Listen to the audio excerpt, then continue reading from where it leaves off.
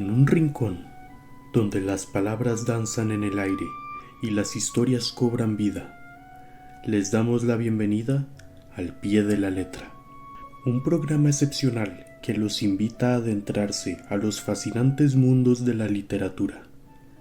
No solo desmenuzaremos los elementos narrativos y literarios, sino que también nos embarcaremos en un viaje emocional explorando las complejidades humanas que emergen de estas páginas impresas. Bienvenidos a un espacio en donde las letras cobran vida.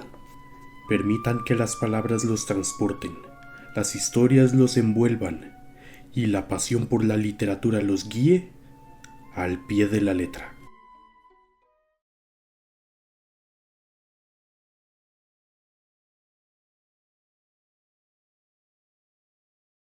Estamos al pie de la letra, esta actividad en la Biblioteca Nacional Miguel Obregón Lizano, la Benemérita Biblioteca Nacional. Al pie de la letra es un proyecto de divulgación en las redes sociales acerca de temas que tienen que ver con la literatura, con la lectura, con textos, con autores, autoras, y en el que conversamos con diversas personas invitadas alrededor de algún autor o alguna autora y un texto literario. Y en esta ocasión me acompaña el colega de hace muchos años, también amigo de la Escuela de Estudios Generales, el magíster Maynor Calderón, que es profesor en la Escuela de Estudios Generales y es un lector, es un entusiasta profesor, es un gran apasionado de la literatura. Le mencionaba antes de comenzar el programa que gracias a Minor yo he conocido mucho de la narrativa contemporánea, narrativa costarricense contemporánea. Así que Minor, muy bienvenido al programa aquí al pie de la letra, donde estamos aquí entre los estantes, entre los anaqueles de esta biblioteca con este aroma tan particular. Bienvenido al programa. Vamos a conversar sobre la novela Neblina Púrpura de Bernard Muñoz, pero dentro de un rato. Primero, me gustaría que nos contaras, Minor, cómo es tu experiencia, cuál ha sido o cuál es tu experiencia de lector, cómo llegas a la literatura, qué es lo que te mueve a trabajar textos literarios. Leonardo, bueno, buenas tardes, gracias por la invitación. Muy agradecido de estar acá y en un espacio tan agradable, ¿verdad? Con libros, anaqueles. Pienso un poquito en Borges, ¿verdad? En el que la biblioteca es tan importante y como Borges señalaba que los libros son extensión de la memoria Exacto. y la imaginación. Y por supuesto, los libros están siempre en la espera de la lectora y el lector para que suceda ese hecho estético. Entonces, muchas gracias por la invitación. Sobre la pregunta, Leo, creo que el apasionamiento, el gusto por la literatura empieza como algunos de los contertulios que has invitado al programa lo han manifestado. En mi caso empieza en la adolescencia. Empieza en la adolescencia, no sé, posiblemente en un proceso ahí como de afirmación, autodescubrimiento, temor quizás, empiezo a leer mucho y empiezo a leer mucho la obra de Hermann Hesse. Okay. Empiezo a leer mucho a Hermann Hesse, Siddhartha, Demián, El Caminante, Bajo las Ruedas, etcétera. Y debo decir que en esa adolescencia empiezo ya también a adquirir mis primeros libros y a ir haciendo la biblioteca que hoy tengo. Pero inicio en la adolescencia, en realidad, en la adolescencia. Mencionabas que Borges dice que la biblioteca es un universo y que los libros están esperando al lector. Entonces tenés tu pequeño universo en tu estudio. Sí, Recurrís sí, a eso. sí, sí, sí. Y tenés una afición o un conocimiento o un interés particular hacia la narrativa contemporánea. Hacia la narrativa contemporánea. ¿Qué, qué te interesa de la novela contemporánea, de los autores y de las autoras recientes Uh-huh. que te llame la atención? Sí, digamos que especialmente, efectivamente, mi interés, no solo a veces digamos, de docente, didáctico, sino de gustos, ¿verdad?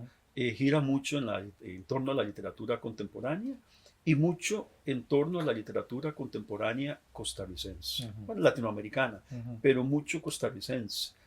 Y es interesante porque a la larga habría que pensar que aunque uno lea literatura contemporánea, no significa que siempre las temáticas, aunque sea literatura contemporánea, tienen que ser necesariamente contemporáneas. O sea, también por medio de la literatura contemporánea, como lo haría algún historiador o historiadora, se mira al pasado haciendo preguntas, digamos, desde el presente. Entonces, eso es algo que a mí, digamos, me interesa mucho. Cómo desde lo contemporáneo, desde la literatura contemporánea, se puede hacer pesquisas, digamos, miradas hacia el pasado. Hacia el pasado, ¿verdad? Pasado que todavía pues, nos interpela mucho, nos involucra mucho y que está ahí presente, ¿verdad? Entonces, eso es algo sí que me interesa mucho, digamos, desde lo contemporáneo, mirar un poco cómo se mira desde lo contemporáneo el pasado. Claro, qué buena perspectiva. Y luego también como docente, como profesor, tenés también tu manera de llegarle a estudiantes con estos textos y explicar que de alguna manera ellos también se formulen preguntas, que ellos también descubran y se autodescubran en ese proceso. ¿Qué nos podrías contar de tu experiencia como docente y como profesor de literatura y de comunicación? Bueno, digamos que es relativamente contradictoria esa experiencia. A ver, digamos que sí soy una persona y un docente que me considero como que bastante apasionado, bastante apasionado cuando leo y cuando doy clases. Sin embargo, igual, como diría Borges, la realidad es real, yo solamente soy Borges, no siempre uno logra esa aspiración, ese deseo, ese objetivo. A veces lo logra uno con unos cuantos, con unas cuantas, efectivamente, y ya uno, pues por ahí, ya son muchos años de ser docente, y uno se da por satisfecho, claro. Y uno sabe que no es la totalidad, que no es el 100%, pero siempre hay algunos que efectivamente uno ve que de alguna manera lo que se ha leído y lo que se ha conversado, pues sí les ha interpelado y les ha gustado, y uno se da cuenta de esto, digamos, no solo en la clase por las preguntas que hacen, por las dudas que surgen, sino incluso, yo a veces lo pienso así, cómo después de clases, cuando uno ha dejado de ser profesor de ellos y de ellas, lo saludan a uno tan afectuosamente. Claro. Entonces creo que hay algo ahí que no es solo el aula, sino fuera de ella, que es también gratificante. Gratificante, claro. Y bueno, podríamos pensar o decir que detrás de la literatura y detrás de la enseñanza de la literatura lo que hay es el azar, es la suerte. A veces corre uno buena suerte, a veces corre uno no tan buena suerte como hubiera esperado o como hubiera deseado, pero también los textos corren suerte. Claro. Los textos corren suerte, hay algunos textos que son más afortunados que otros, claro. Hay unos que son más premiados que otros, hay unos que son más reconocidos que otros. Claro. Hay unos autores y unas autoras que son más reconocidos, más publicados, más leídos. ¿Qué nos podrías decir acerca de esta manera en la que también la literatura se va asentando entre las personas que leen? Sí, bueno, casos emblemáticos de Mamita Yunay, quiero decir, casos emblemáticos, ¿verdad? Textos que en su momento, en su contexto, en su momento no fueron tan bien apreciados, que incluso han tal vez participado en algún concurso y certamen y no han sido valorados o casi desechados, ¿verdad? Casi desechados, y con el tiempo y con los años, ¿verdad? Son textos que son recuperados, ¿verdad? Y que empiezan a suscitar distintas lecturas, ¿verdad? Claro. Eso efectivamente pasa mucho con el texto literario, ¿verdad? Con la literatura. Y eso también de alguna manera muestra cómo esta institución literaria, digamos, se modifica, cambia, se enriquece, y de alguna manera también, pues cómo los lectores y las lectoras, bueno, vamos cambiando y van cambiando de perspectivas, ¿verdad? Y a la larga, el asunto, en el buen sentido, este hecho literario, fenómeno literario, en el buen sentido, se va complejarizando, o sea, se va haciendo más complejo. Claro. Pero la complejidad no es una debilidad, es No, una para riqueza. nada. ¿Verdad? Entonces sí, eso pasa efectivamente con mucho texto literario y con la literatura. Sí. Pues bien, seguiremos conversando con el compañero y amigo Maynor Calderón alrededor de la literatura y en particular sobre la novela Neblina Púrpura del escritor costarricense Bernard Muñoz. Continúen con nosotros aquí al pie de la letra.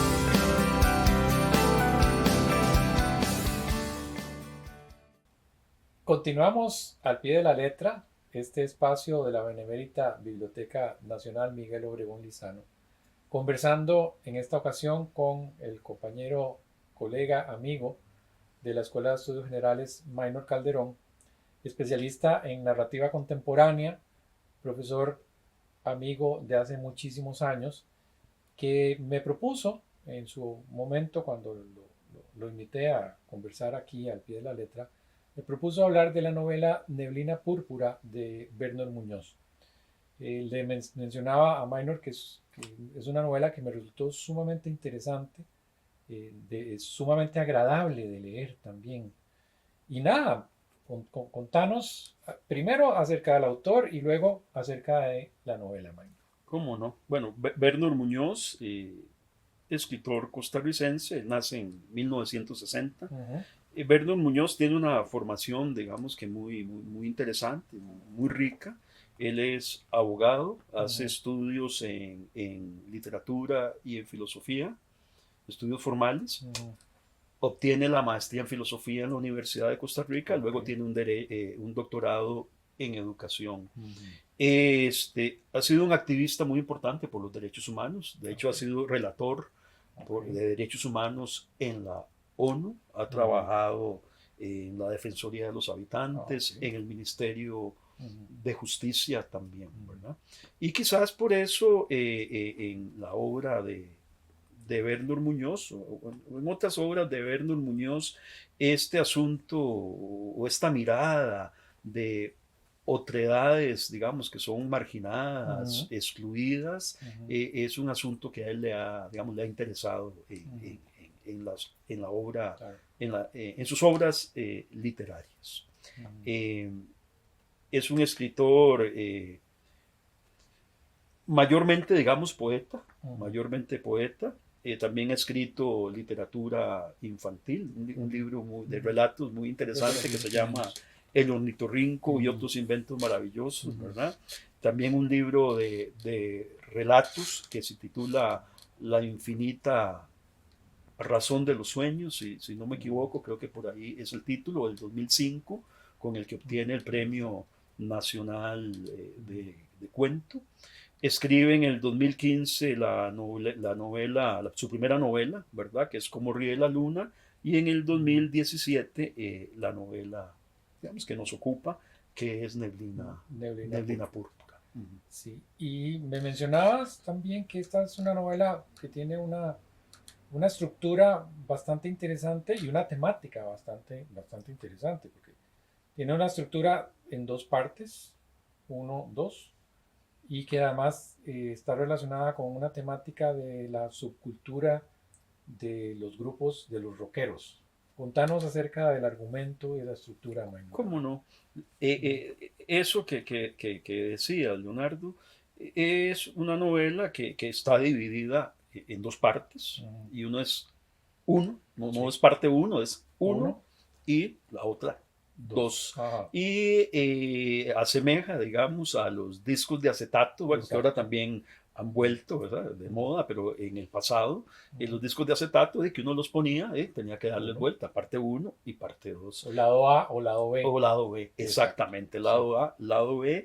Y tiene que ver con, digamos, los dos ambientes, los dos tonos, las dos actitudes que hay diferentes, muy diferentes, muy contrastada, digamos, contraste marcado entre ese lado 1, ¿verdad? O A, y ese lado B, ¿verdad? O 2. Porque además están distanciados temporalmente. Temporalmente. Sí. Y efectivamente, digamos que aquí, bueno, ahora que lo decís, que esta relación tan importante, ¿verdad?, que es incluso filosófica, de espacio-tiempo, tiempo-espacio, tiene que ver entonces efectivamente con ese distanciamiento que está señalando.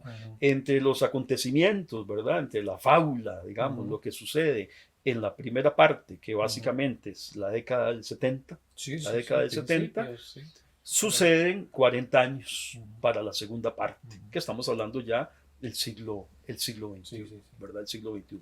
Entonces, dos partes marcadamente diferentes, obviamente con mismos personajes, distintas situaciones, distintos conflictos, distintas búsquedas, ¿verdad? Ya posiblemente vamos a hablar un poquito de esto. Y en términos generales, bueno, el título, que es Neblina Púrpura, alude al ambiente, a la escena incipiente del rock en Costa Rica en las décadas del 70, especialmente. Sí, la niebla artificial de colores, a veces había rosados, a veces había púrpuras, que es la que antecede un concierto de esos de los grupos de rock, pero son grupos de rock de garaje. Efectivamente, efectivamente. Además, bueno, además de eso, Leonardo, Neblina Púrpura, Purple Haze, es una pieza de Jimi Hendrix. Es una pieza de Jimi Hendrix, ¿verdad?, que se titula Neblina Púrpura, bueno, Purple Haze, y que tiene que ver con, bueno, con toda esta música psicodélica de Jimi Hendrix, y es una pieza que tiene que ver un poco con el efecto, digámoslo así, de este mundo alucinógeno, ¿verdad? De la droga. Y de la droga también. Y de la droga también. Esa es un poco la pieza, digamos, de Jimi Hendrix. Y efectivamente el escritor, ¿verdad?, Werner Muñoz, titula la novela como Neblina Púrpura. Y hay que decir, en realidad esta neblina púrpura del título se afinca, digámoslo así, más fuertemente, más claramente con la primera parte de la novela. Con la primera parte de la novela, que es narrada por Mario Zárate, ¿verdad? Mario Zárate es el narrador de la primera parte, el que toca los teclados del grupo de rock, toca la organeta, porque la segunda parte es narrada por Elsa, ¿verdad? Por Elsa, 40 años después, después de muchos años de vivir en el exterior, por muchos lugares del mundo, trabajando con la ONU o con la OEA. Sí, con organizaciones no gubernamentales. Y regresa a Costa Rica. Bueno, y podríamos hablar de eso, digamos, ahorita. Entonces, la primera parte narra, repito, Mario Zárate, y digamos que tiene como tema, entre otros, o por lo menos el incipit, ¿no? El inicio es la búsqueda del nombre del grupo. El nombre del grupo, porque no tienen nombre, ¿verdad? No tienen nombre. Lo primero que necesitamos es un nombre. Claro. Entonces, la búsqueda del nombre, ¿verdad? Y por otro lado también la búsqueda de un integrante que fuera el bajista, que fuera el bajista. Entonces, eso es como el inicio de la novela. Repito, la búsqueda del nombre y la búsqueda del bajista. Sí. Borges decía que la literatura, paréntesis, pero ya lo retomo, Borges decía, ¿verdad?, como en la literatura los temas son como recurrentes, ¿verdad?, que cambian muy poco, y que temas fundamentales son algo así como la búsqueda del padre o la búsqueda de la tierra prometida, ¿verdad? Bueno, en este caso es la búsqueda del nombre del grupo y la búsqueda del bajista. Es muy interesante esta primera parte, porque en esta primera parte se configura entonces un mundo de jóvenes, ¿verdad? Los jóvenes que se anteponen ¿verdad? A el grupo de los adultos, ¿verdad? Entonces es lo juvenil, el joven, digamos, versus lo adultocéntrico. Y ritmos, entonces, ¿verdad? Y lenguajes y ritmos que tienen que ver con cada uno de esas identidades, ¿verdad? Y de estos mundos. Entonces, en este caso, el lenguaje y el ritmo y la música del rock, que anclaría entonces en estos jóvenes, ¿verdad? Rebeldes, en el buen sentido, por supuesto.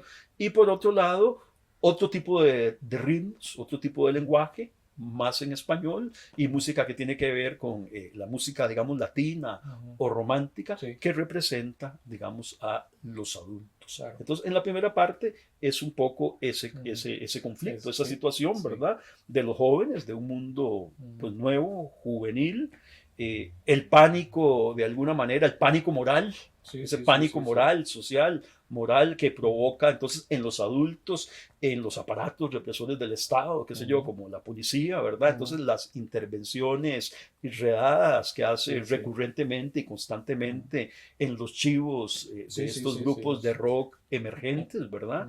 Y la represión. Entonces eso es un poco, digamos, esa primera parte. Y de hecho, voy a mencionarlo, en esa primera parte, en la cantina Los Pegaditos, en Claret, ¿verdad? En Claret,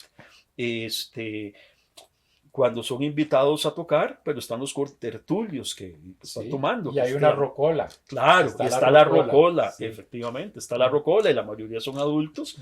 Ellos tocan, bueno, su música. Cuando es el momento del descanso, bueno, alguien pone música, la rocola, y pone música en castellano, ¿verdad? Entonces dicen el resto que están ahí, esto sí es música. ¿Y qué es lo que suena? Luisito Rey, Mari Trini, la Villo Caracas Boys, la Sonora Santanera, etc. Entonces digamos que por ahí va esa primera parte, ¿verdad? Esa primera parte. Mencionaste este espacio de la cantina en el barrio Claret, pero es que además en la novela el espacio es muy importante. Se va evidenciando un mapa de un San José, pero de ciertas partes de San José, sobre todo la novela se ubica entre Barrio Pitaya, San Bosco y Claret, en esos espacios de San José, ya tirando hacia la sabana, hacia el oeste de la ciudad. Pero hay otros espacios como las cantinas o los antiguos cines que en otro momento fueron grandes salas de conciertos. Pues se menciona el Center City. Claro. Hay un gran concierto de rockeros y hay otro gran concierto en el Cine Caribe, que era el cine de Zapote.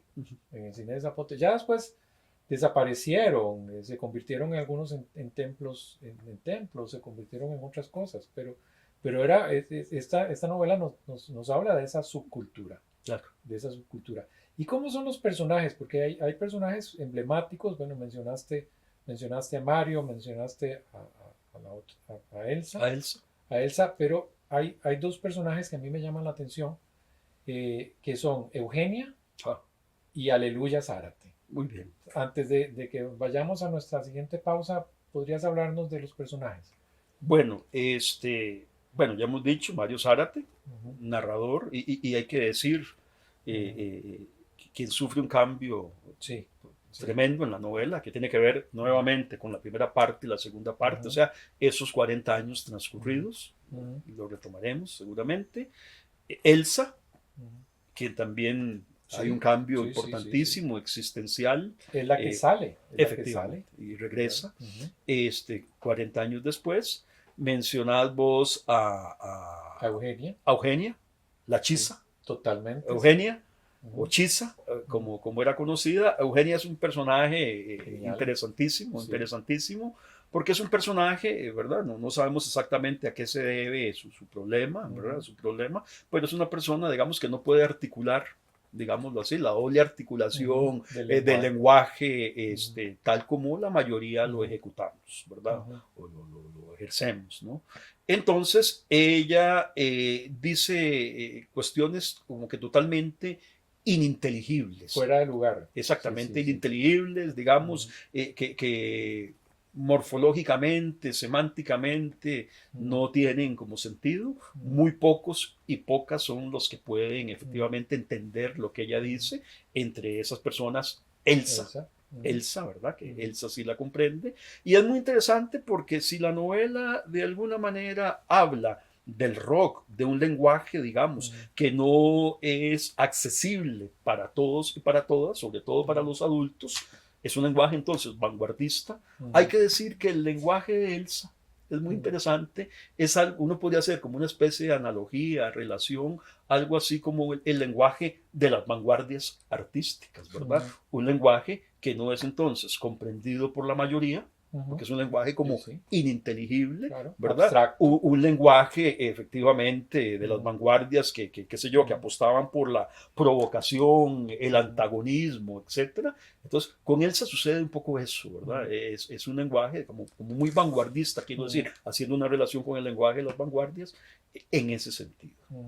Y Aleluya Zárate, un personaje que aparece poco. Pero son de esos personajes mágicos. Tienen una aura especial. Sí. Es un personaje que aparece poco, muy poquito, pero va a ser fundamental al final de la novela. Al final de la novela, en las últimas 5 páginas de la novela, y habría que decirlo, en la última página de la novela y en el último párrafo de la misma, ¿verdad?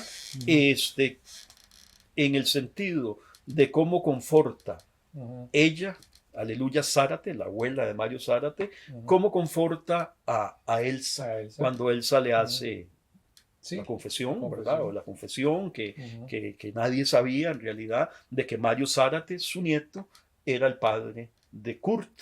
O sea que Elsa y Mario Zárate habían tenido un hijo que era Kurt. Claro. Mario no lo supo. Él muere, él se suicida.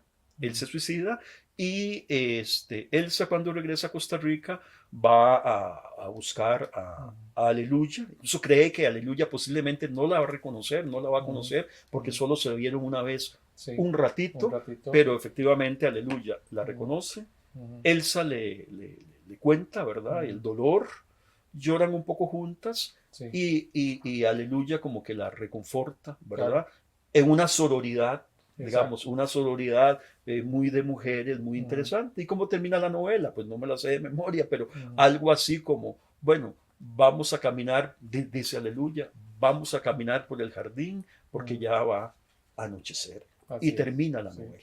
O sea, termina Elsa, digamos que acuerpada, cobijada por Aleluya. Sí, y es muy poética esta parte.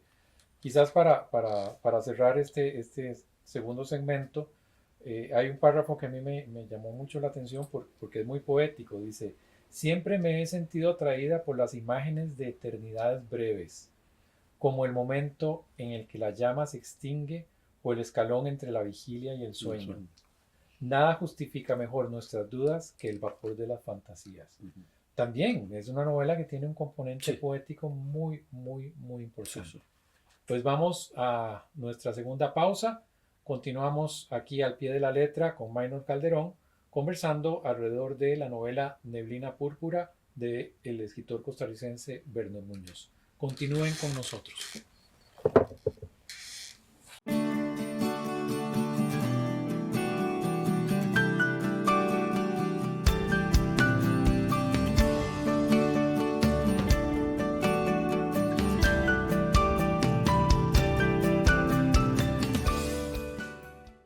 Muchas gracias por permanecer con nosotros aquí al pie de la letra en la Biblioteca Nacional en compañía de Maynor Calderón, conversando sobre la novela Neblina Púrpura del escritor costarricense Bernard Muñoz. Mencionábamos que la novela se divide en 2 partes, que son una analogía de las 2 caras que tenían los discos de acetato, los de larga duración o los de 45 y 33, el LP, porque hay mucha referencia, es una novela cargada de referencias a la música, de la música rock, y en los discos había que darle la vuelta a la cara, poner el lado A, luego darle el lado B.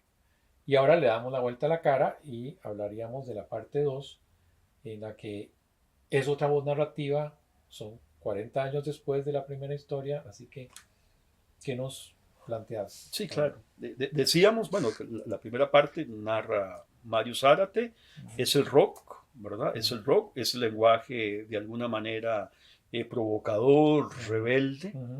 Joven. Exactamente, la juventud, ¿verdad? De alguna manera contraponiéndose a lo adultocéntrico, a lo mayor, etc. La segunda parte sucede 40 años después, cuando Elsa regresa a Costa Rica, y sí, cambia, digamos, la tonalidad y la actitud, el tono, ¿verdad? Sí, la primera parte uno podría decir que es algo así casi como la pulsión de vida, ¿verdad? La pulsión de vida, el eros. La segunda parte es algo así más bien como el tánatos y la pulsión de muerte. El yin y el yang también que se articulan. Porque uno en la primera parte se ríe mucho, por ejemplo. Incluso uno como lector se ríe en la primera parte. En la segunda parte ya no hay risa. Ya uno no se ríe. O sea, es tremendo. Es tremendo. Es más seria. Es un contraste, digamos, muy fuerte en ese sentido. Y a grandes rasgos, ¿qué es lo que pasa en la segunda parte? Por ejemplo, que un personaje, como hemos hablado, que es Mario Zárate, ¿verdad? Y que era rockero, y que decía que la música tropical era una música, digamos, lenta, no rebelde, etcétera. 40 años, y que, bueno, hay que decirlo, en esta escena underground, digamos, que pues también está el consumo de drogas como de alguna manera como experimentación, como para tener una mirada un poco alternativa de la realidad, de la vida, etcétera. Mario Zárate pues consumía marihuana. En la segunda parte, por ejemplo, ya él es un personaje que no consume este tipo de drogas, pero está alcoholizado, tremendamente alcoholizado. Incluso Elsa, cuando lo ve, se da cuenta de que posiblemente él pronto va a morir por su alcoholismo. Y ella dice una frase, digamos, como muy emblemática, podríamos decir, de lo que ha sido este cambio, esta transformación de Mario Zárate en estos 40 años. Mario perdió el arco iris. Mario perdió el arco iris. El arco iris es esta alusión a lo diverso, ¿verdad? A la juventud, a lo contracultural, si se quiere un poco a lo hippie. Por un lado, Mario Zárate. Por un lado, el hijo de Mario y de Elsa se ha suicidado. Se ha suicidado. Y por ejemplo, la ciudad de San José ha tenido un cambio muy grande. Que se siguen en la narración. Aquí estaba esto, la casa era de esta manera. Se transformó, ahora es una tienda, una tienda de ropa americana usada. Exacto. Y ahí hay un recorrido, digamos, muy interesante y un poco fuerte, diría uno. Bueno, por lo menos uno como lector, un poco fuerte en el sentido cuando Elsa decide caminar de Barrio San Bosco a la cantina Chico Soto para doblar hacia el norte, hacia Barrio Claret, e ir a su antigua casa y encontrar su casa convertida en una tienda, una ropa americana usada. Y entonces va recorriendo el lugar real del presente físico, pero como una especie de palincesto también, el pasado. Entonces, donde estaba el comedor de su casa, ahora qué cosas se están vendiendo, donde estaba la sala, qué es lo que se está vendiendo. Y dice Elsa, bueno, cuando llega a vivir a Costa Rica nuevamente, se instala en unos condominios en San Bosco. Y lo dice así. Y ella narra así, que está en un condominio donde prácticamente en el piso que ella está, es la única residente, porque son condominios construidos por dinero lavado, por dinero que es lavado. Y por ejemplo también se sorprende cuando visita a su amiga Leonor a que la casa está llena de rejas. Ya no hay el jardín que existía, está llena de rejas. Se sorprende también de las presas, que hay en la ciudad, ¿verdad? De las presas, los 45 eternos minutos, dice ella, que duró de llegar del condominio donde vivía al lugar donde vive, aleluya, Zárate, la abuela de Mario Zárate, y señala también cómo la ciudad entonces se llenó de carros, de candados y de desconfianza.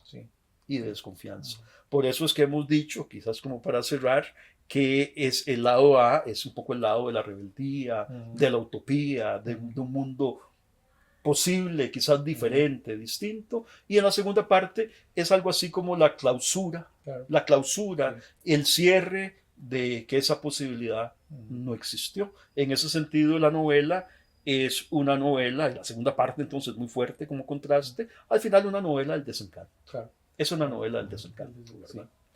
Pues nada, como les mencionaba, Maynor es un gran lector, es un lector apasionado, como se habrán dado cuenta. ¿Qué podrías decirle a nuestra audiencia para cerrar de idea final acerca de la lectura y ese apasionamiento por la lectura y los libros y las bibliotecas? Pues no sé, que leer es fabuloso, ¿verdad? Leer es fabuloso.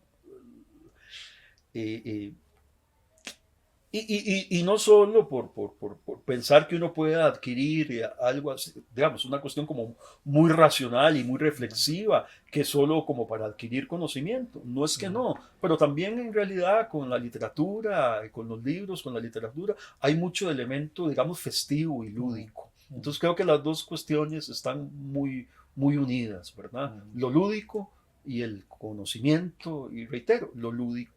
¿Verdad? El placer del texto, claro, que diría Roland Barthes, ¿verdad?